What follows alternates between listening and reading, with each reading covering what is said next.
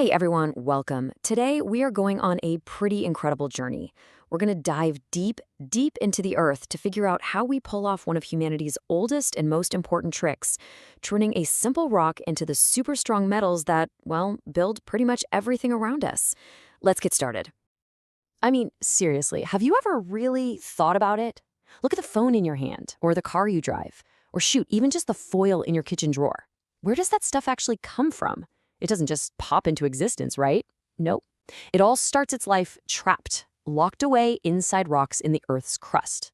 So, how in the world do we get it out? Well, the answer has a name, and it's a field of science that's both ancient and super high-tech. It's called metallurgy. You can think of it as our treasure map and our instruction manual all rolled into one. It's the science, and the art really, of taking some stuff we dig out of the ground, a mineral, and turning it into the pure, useful metals we absolutely depend on every single day. Okay, so first things first, you gotta understand that these metals we want, they're not just lying around in shiny nuggets waiting for us to pick them up.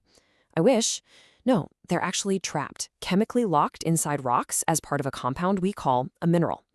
But here's the catch. Not every rock with a bit of metal in it is worth our time. We have to be picky. We're hunting for something very, very specific. And that brings us to two really important words in this whole game, ore and gangue. The ore, that's the good stuff. It's the rock that has enough of the metal we want to actually make it worth the effort and the money to get it out. And everything else, all the useless sand, dirt, and rock mixed in with it, that's the gangue.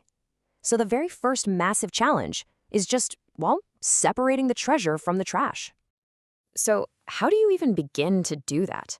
I mean, it's all just crushed up rock. Well, this first big step is all about purification. The fancy term is concentrating the ore, but really the goal couldn't be simpler. Get rid of as much of that gangue as we possibly can. We want to be left with a pile of rock that's way, way richer in the metal we're actually after.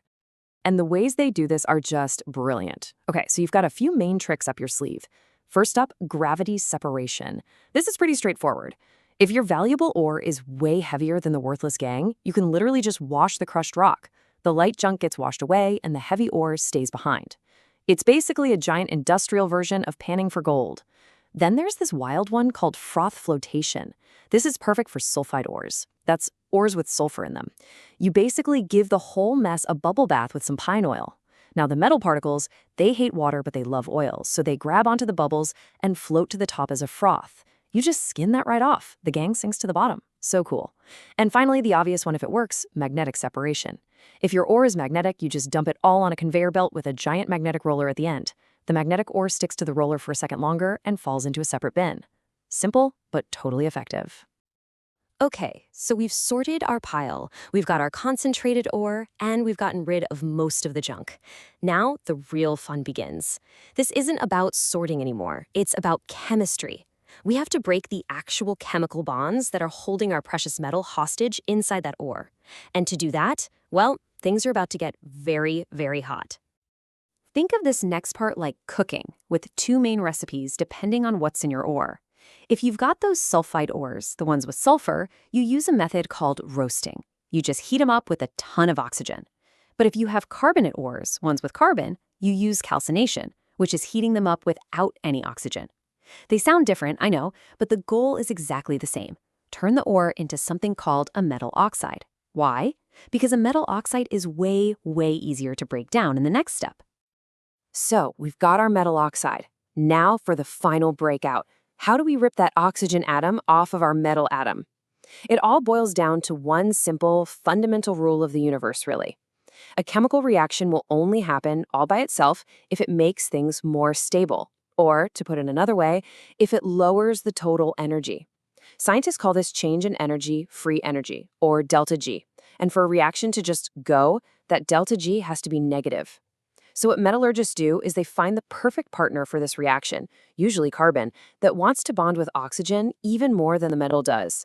When they react, the total energy drops, delta G is negative, and boom, the oxygen ditches the metal for the carbon, leaving our pure metal behind. It's all about making nature an offer it can't refuse. But wait, we're not done yet.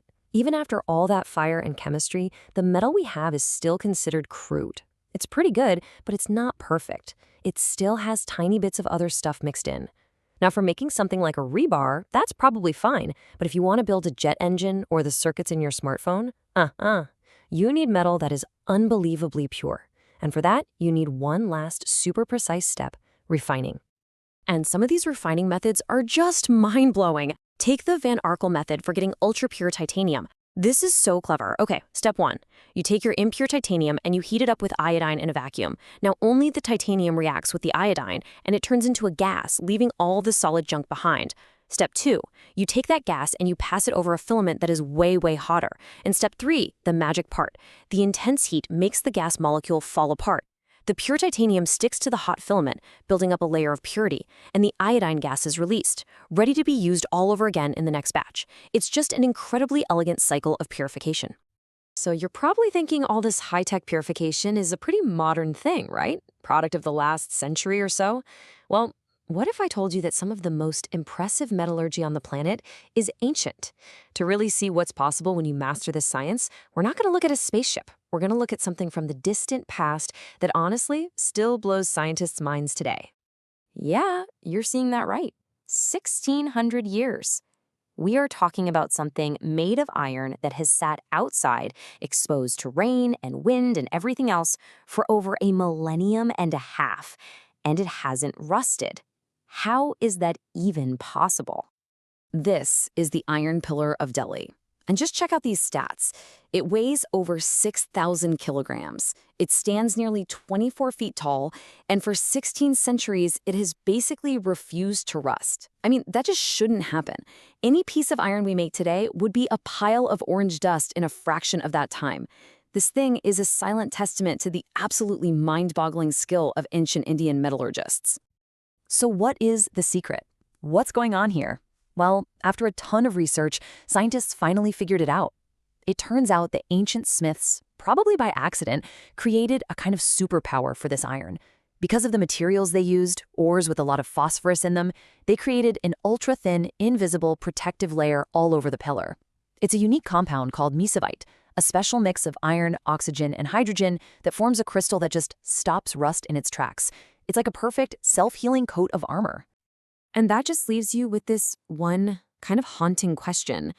The mesovite layer on the pillar was probably a brilliant accident, a masterpiece of unintentional chemistry. And it just makes you wonder, doesn't it? What other secrets did our ancestors know? What other amazing technologies have we lost over time, just waiting for us to rediscover them?